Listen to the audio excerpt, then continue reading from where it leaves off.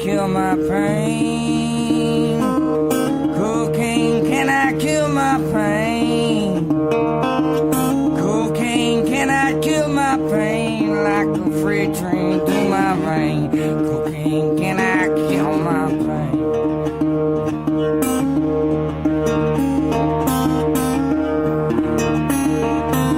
Now whiskey got no hold on me. Whiskey got no hold on me. Whiskey got no hold on me. Left in chains in Tennessee. Whiskey got no hold on me.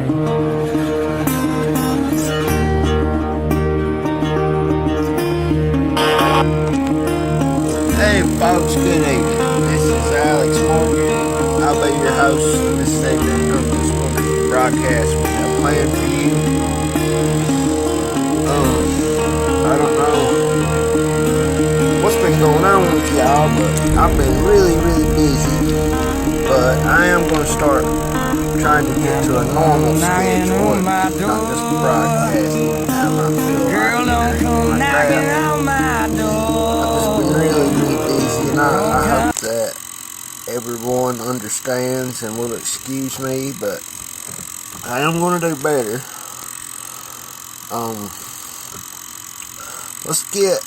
Let's get right into this this stuff that I've been going through lately. I guess we'll talk about it first. There's these people that's like on my social media, or they used to be, and like they keep attacking me, all for just using my freedom of speech. Listen, I can say anything I want to. I can even do anything I want to, as long as I don't hurt anybody or I don't break any laws. And I just ain't going to be pushed around, first of all.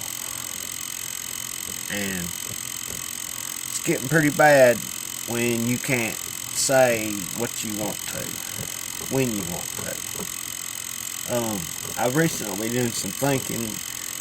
I don't think that you can speak the truth, though, without somebody trying to shut you up this day and time.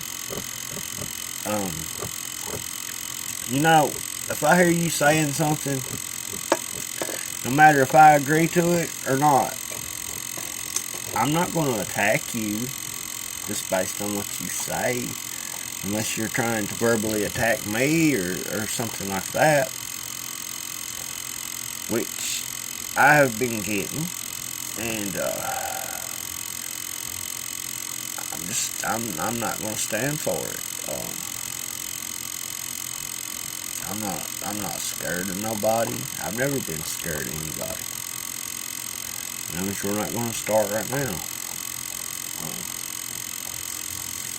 If you don't like my politics, then that's one thing.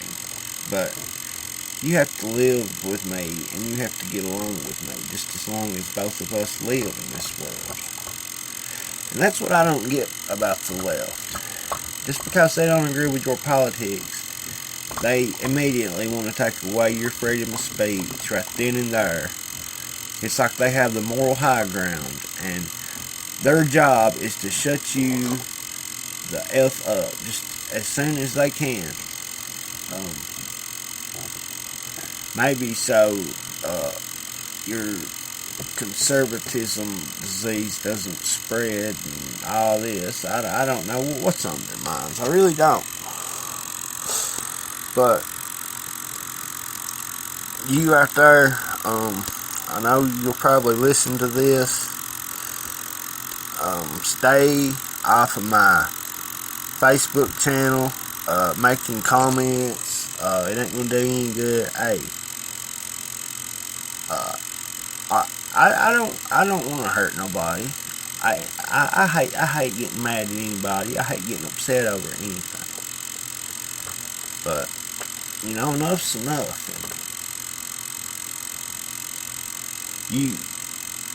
I know what you want to do.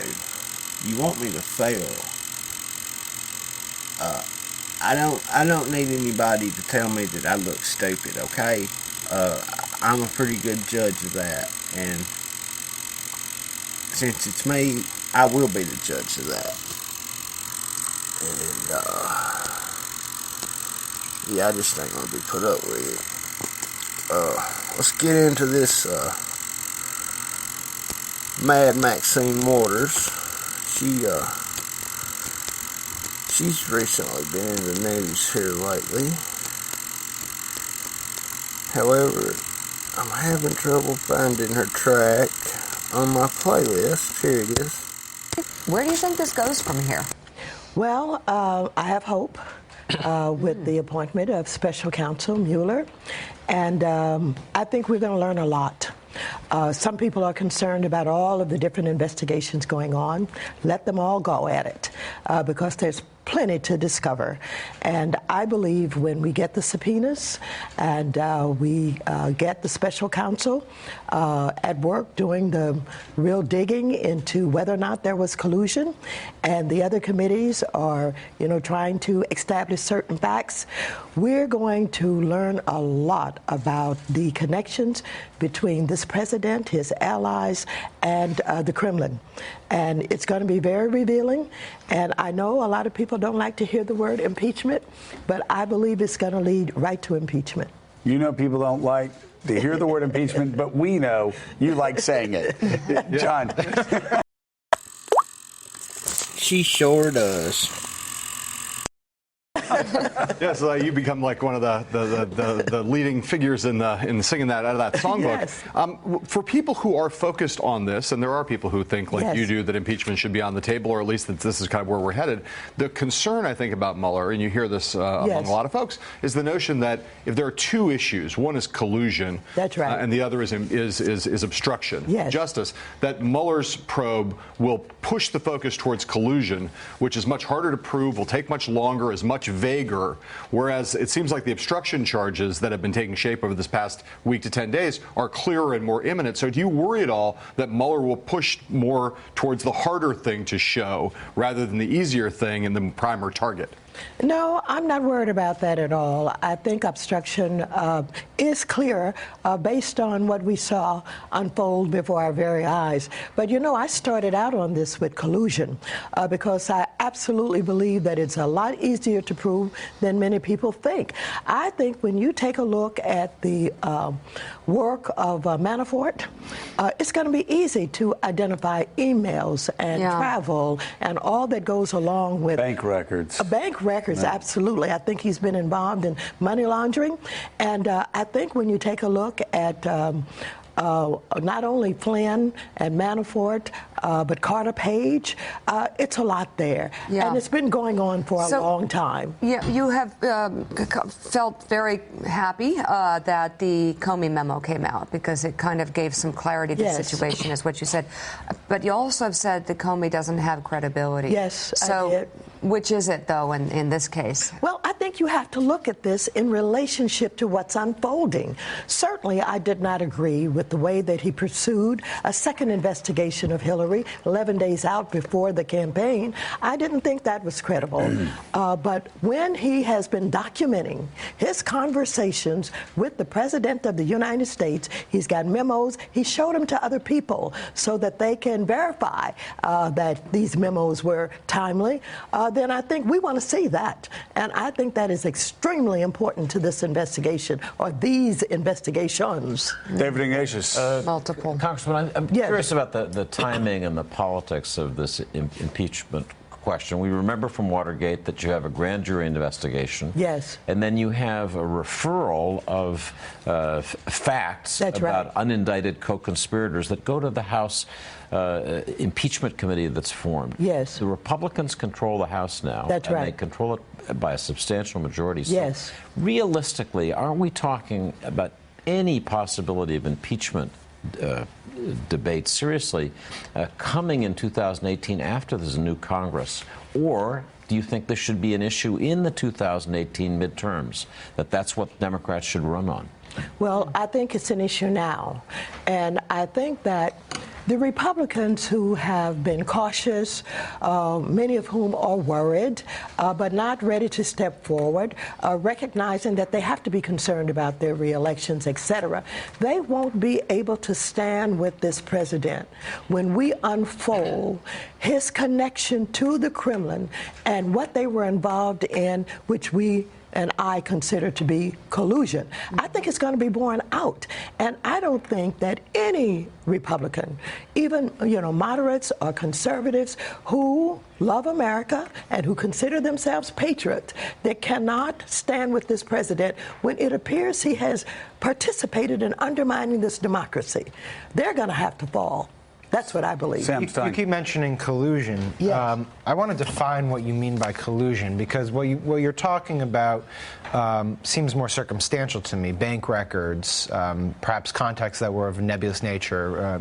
Who knows why Flynn was talking to the Russian ambassador? It seems to have been about sanctions. Collusion to me is very specific. It means that the Russian government or actors within were trying to elect Donald Trump. But I want to know what collusion means to you, because that seems to be the standard by which you're saying he should be impeached. Yes, absolutely. I am talking about strategies that were developed working with the Trump campaign.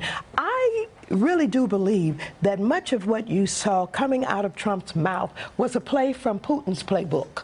I think that when you saw him absolutely calling Hillary crooked, the lock her up, all of that was developed. I think that was developed strategically with people. It took a genius like Vladimir Putin to make that up, okay? It took a genius to make up crooked Hillary. It took a genius to say lock her up, okay? That's what she's saying. From the Kremlin with Putin, and I think it's more than bank records. I think that you can see that visits, to Moscow were made during the campaign by Manafort and others.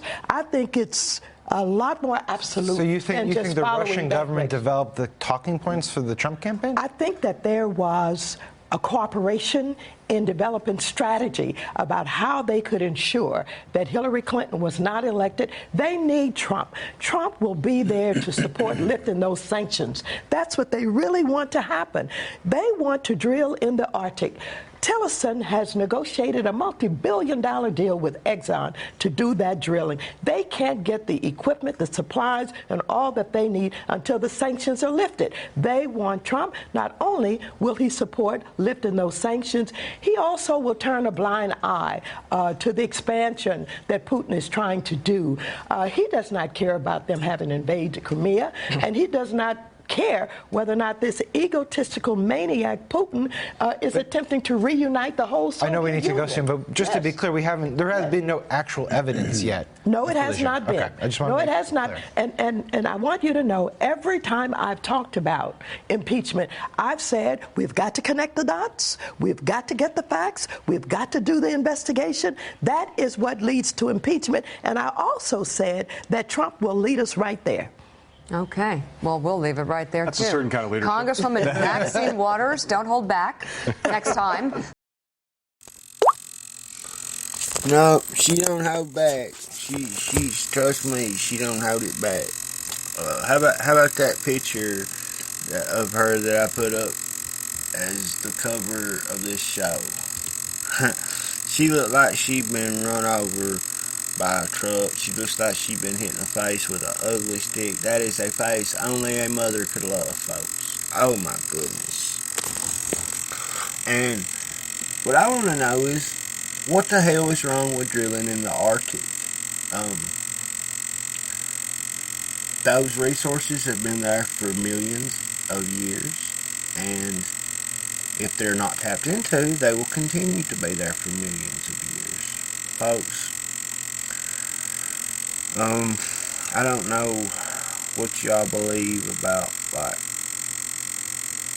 how many years that humans have been here on Earth or what.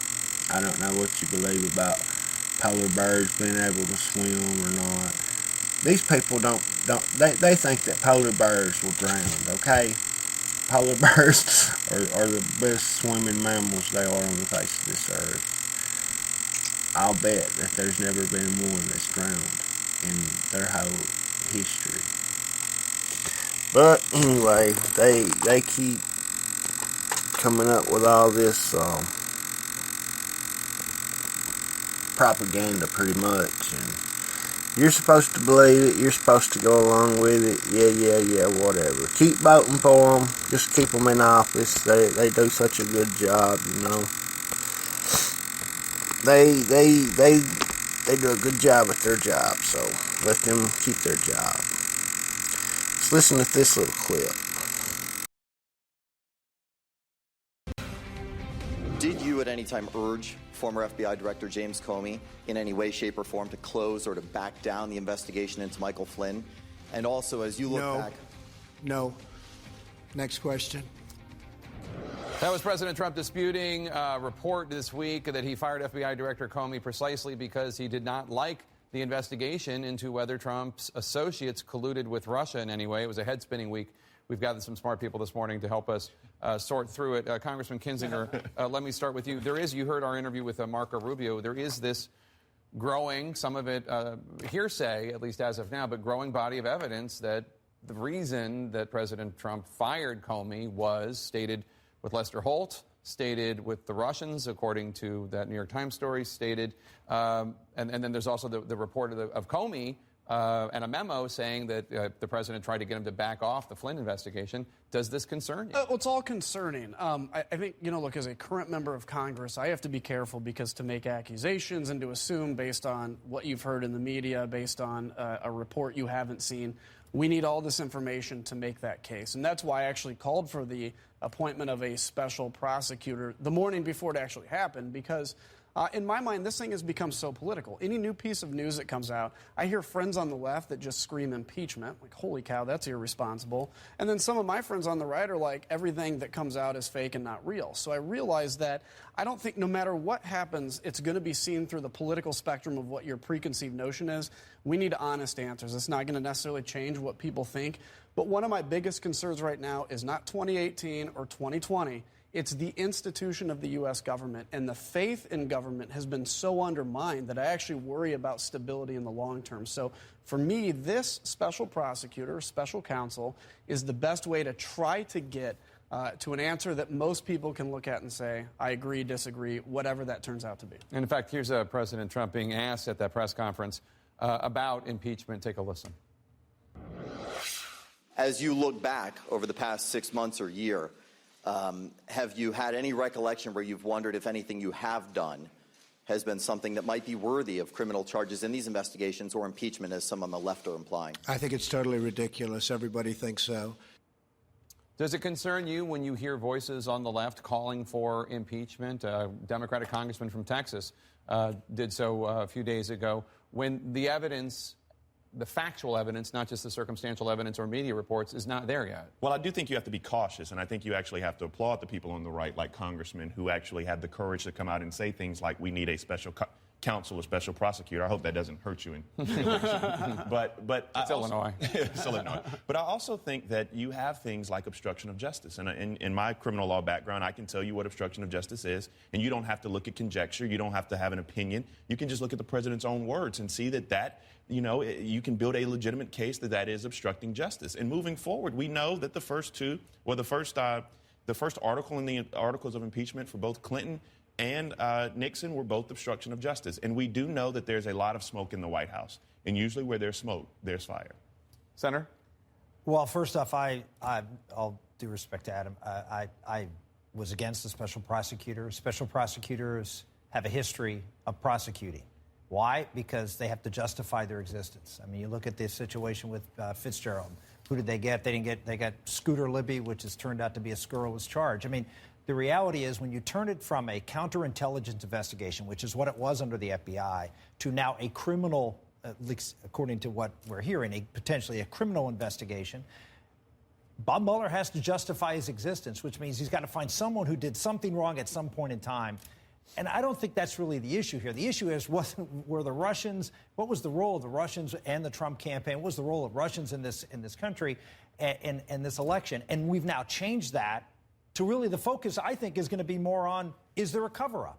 Because I don't think, at least from everything we're hearing, there is any evidence of collusion. There's any evidence, from my perspective, having worked with the Trump campaign, I'd be stunned that they were organized enough to collude with anybody. So the idea that we have now shifted this focus away from it's about the Russians, what did they do, who did they work with, to what did the Trump campaign and who can we nail, that's a bad thing for the country. What do you think is the reaction of the world, of world leaders to this going on here? Well, I think they liked what they heard in terms of giving the ownership on talking about Muslims to Muslims, and I think that's really important. And the president was right to say that Muslims need to take the lead in pushing back against the violent extremist ideology. But I think that there's some trouble as well, because what you didn't hear from the president were the cultural signals in that speech that I think you didn't see any, for example, applause during that speech. If you looked at the faces of the leaders, they were listening very intently. Some of that is cultural, but you didn't see the kind of recognition that you saw, for example, when President Bush or President Obama said some very similar things. The president didn't do some things that you would have expected culturally. He didn't open up a greeting with an Arabic hello to the group, which you would have expected in Saudi Arabia. I want to see this president come back to America and put actions into words. So, for example, it is Ramadan almost, and is the president going to break tradition, or is he going to keep tradition and have an iftar in the White House? If the president does something to extend a hand to Muslims, it will ricochet in a very good way back into communities. But if he keeps on his direction and says one thing but doesn't follow up with meaning, it's going to totally puncture any of the things that he said that were good and strong in this speech. Senator, I know you wanted to make one point about the speech today in Saudi Arabia. Not to the Muslim world, not to the leaders there, but to judges in this country who are looking at his immigration ban. It's going to be very hard now to just say, "Oh, this is a Muslim hater. He hates Islam. You know, he wants to ban Muslims." All he has to, all the solicitor now has to do is play parts of that speech, and you've now deflected that. All right, thanks everybody for being here. Great panel. Yeah, that's CNN's opinions for you. Wasted a good 6 minutes and something letting y'all listen to that.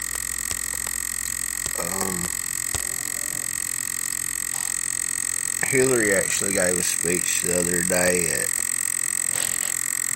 some college, whatever how you say it, I don't know. Well, Leslie, I guess, let's listen to it. You may have heard that things didn't exactly go the way I planned. But you know what? I'm doing okay.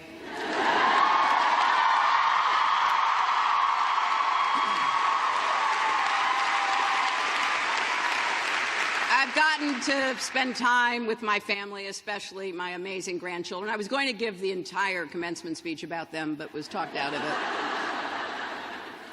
Long walks in the woods. Organizing my closets, right? I won't lie, Chardonnay helped a little too.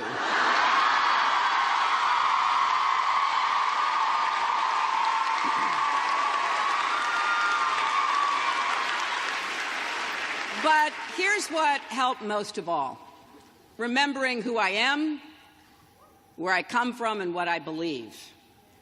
And that is what Wellesley means to me. This college gave me so much. It launched me on a life of service and provided friends that I still treasure. So wherever your life takes you, I hope that Wellesley serves as that kind of touchstone for you. Now, if any of you are nervous about what you'll be walking into when you leave the campus, I know that feeling. I do remember my commencement. I'd been asked by my classmates to speak. I stayed up all night with my friends, the third floor of Davis, writing and editing the speech by the time we gathered in the academic quad. I was exhausted. My hair was a wreck.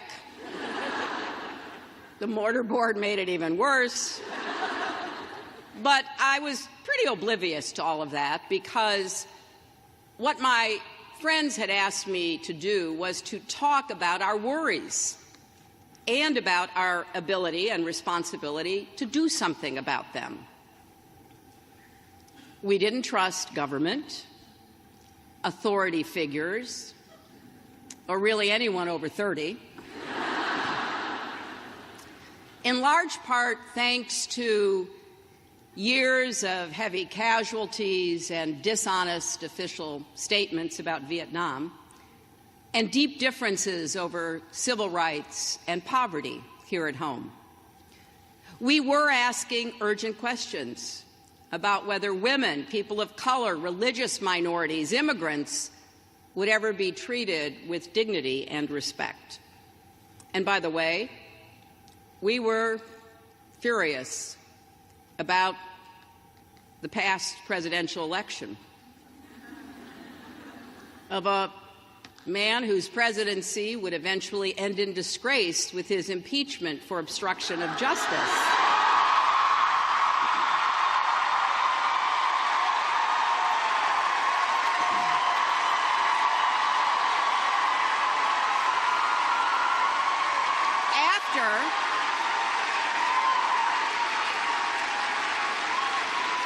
After firing the person running the investigation into him at the Department of Justice.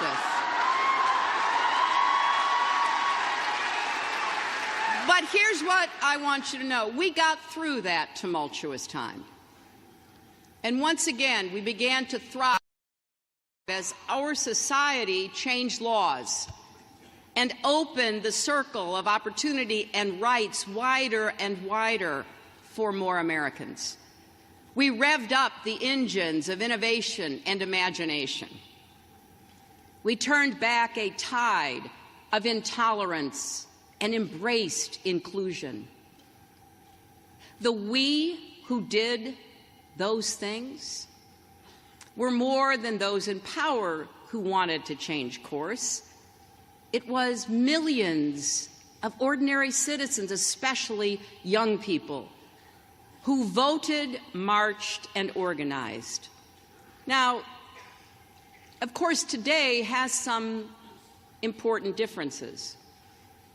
The advance of technology, the impact of the internet, our fragmented media landscape make it easier than ever to splinter ourselves into echo chambers. We can shut out contrary voices, avoid ever questioning our basic assumptions. Extreme views are given powerful microphones. Leaders willing to exploit fear and skepticism have tools at their disposal that were unimaginable when I graduated. And here's what that means to you, the class of 2017. You are graduating at a time when there is a full-fledged assault on truth and reason. Just log on. Just log on to social media for 10 seconds. It will hit you right in the face. People denying science, concocting elaborate, hurtful conspiracy theories about child abuse rings operating out of pizza parlors, drumming up rampant fear about undocumented immigrants, Muslims, minorities, the poor, turning neighbor against neighbor and sowing division at a time when we desperately need unity. Some are even denying things we see with our own eyes, like the size of crowds.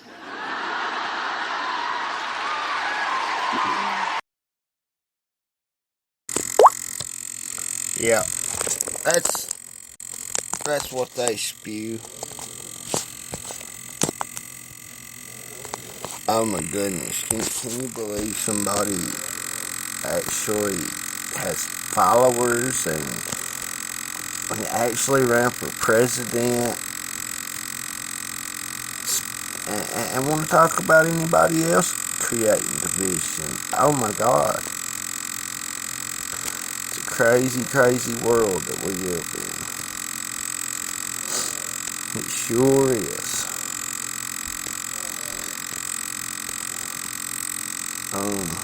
Let's listen to Facebook CEO and owner Mark Zuckerberg's recent comments he made in a speech he gave in public recently. Now, today, we have a level of wealth inequality that hurts everyone. When you don't have the freedom to take your idea and turn it into a historic enterprise, we all lose. And right now, today, our society is way over-indexed on rewarding people when they're successful, and we don't do nearly enough to make sure that everyone can take lots of different shots. Now, let's face it, there is something wrong with our system when I can leave here and make billions of dollars in 10 years, while millions of students can't even afford to pay off their loans, let alone start a business.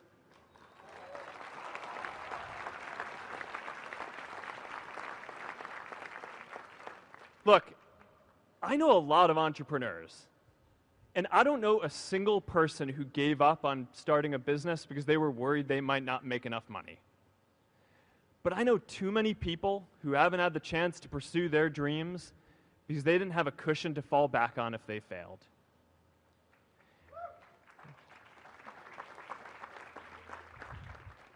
We all know you don't get successful just by having a good idea or working hard. You get successful by being lucky too. If I had to support my family growing up instead of having the time to learn how to code, if I didn't know that I was going to be fine if Facebook didn't work out, then I wouldn't be standing up here today. And if we're honest, we all know how much luck we've had to get to this point in our lives. Every generation expands its definition of equality. Previous generations fought for the vote and civil rights. They had the New Deal and Great Society. And now it's time for our generation to define a new social contract.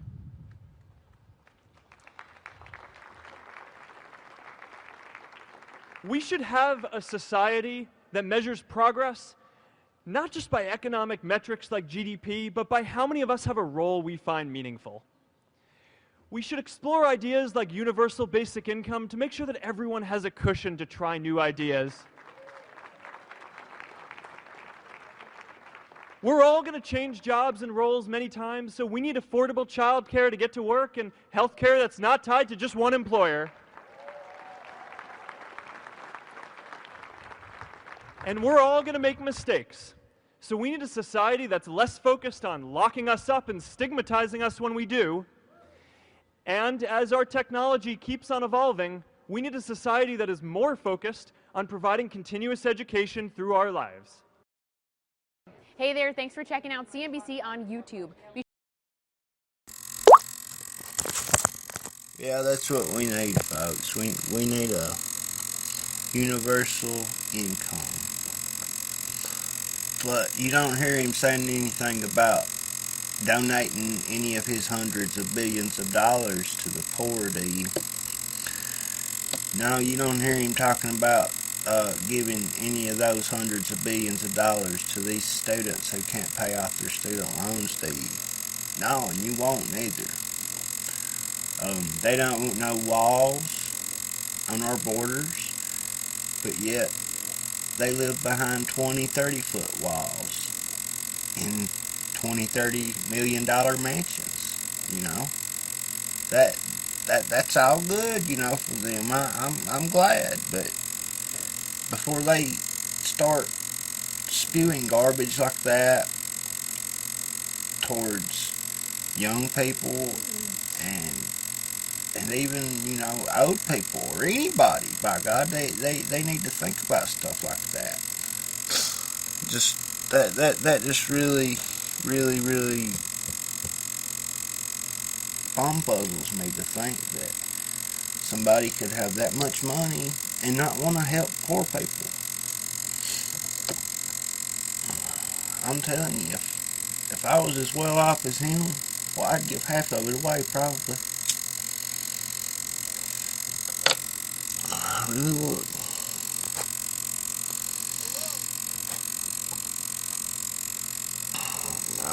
I don't know what anybody would want with so much money. And I don't see how he made so much wealth off of something that there wasn't even a market for, folks. I mean, at the time, when you think about it, like, MySpace was the biggest thing that there was when it came to social media. There was others, but none hardly as big as MySpace. And then all of a sudden, here comes Facebook, something nobody knows anything about, you know, one day, and the next day everybody's got one, and you start hearing about this great Mark Zuckerberg who's suddenly worth hundreds of billions of dollars, and he don't got no monopoly, so to speak. I mean, there's still several social media sites today, probably a lot more than there was then. But he's the one that's worth all this money. I don't get that. I really don't.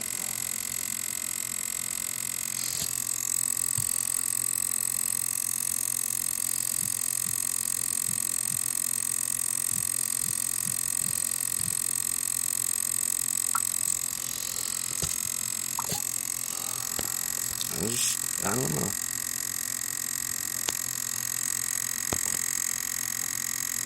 I'm trying to think if there's anything that I'm forgetting. I don't think there is.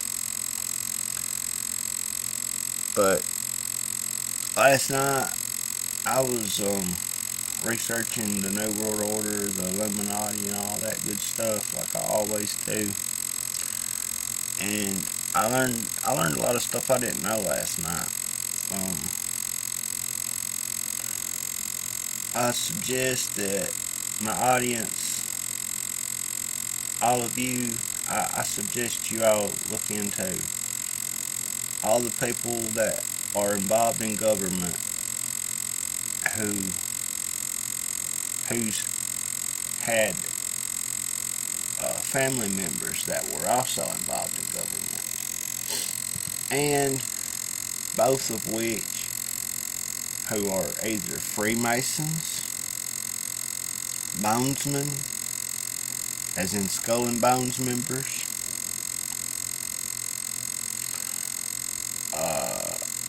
Trilateral Commission members, CFR members.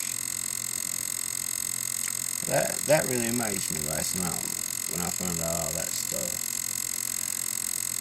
That's what I knew a lot of it. A lot of them were related to like people from like Skull and Bones, you know, like with George Bush and George H.W. Bush and John Kerry and all that. There were a lot I didn't know.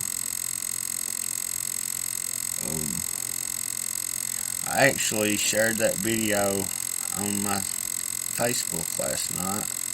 If any of y'all want to check that out, you can look for me on Facebook at facebook.com/Big Al Morgan. Follow me on Twitter at Alex Morgan Show. at Real Big Al Morgan. That's another Twitter handle I have.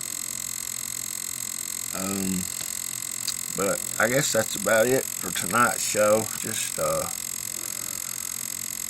share those links. Also, I got a website. Finally, I'm gonna keep working on it. I hope y'all like it. You can check it out if you want to. It's bigalmorgan.wixsite.com/bigal/ Let me back up. I got a little bit carried away right there. It's bigalmorgan.wixsite.com/AlexMorganShow. Thanks for joining us this week. Thanks for joining us tonight. More than likely, I'll be back tomorrow night, or tomorrow evening rather. If not, I'll talk to y'all on Monday. Good night. Later, folks.